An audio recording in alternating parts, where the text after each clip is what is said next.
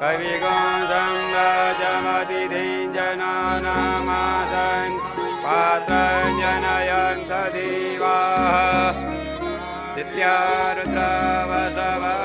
समिन्धतां पुनर्ब्रह्माणो वसो निजदग्नेः घृतेन दन्दन्वं वर्धयसि हर्षयाः सन्तु यजमानस्य कामाः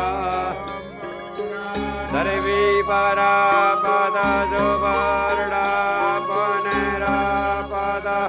वदमेव विकरीरावः एकमोर्जगं सदा क्रतु स्वा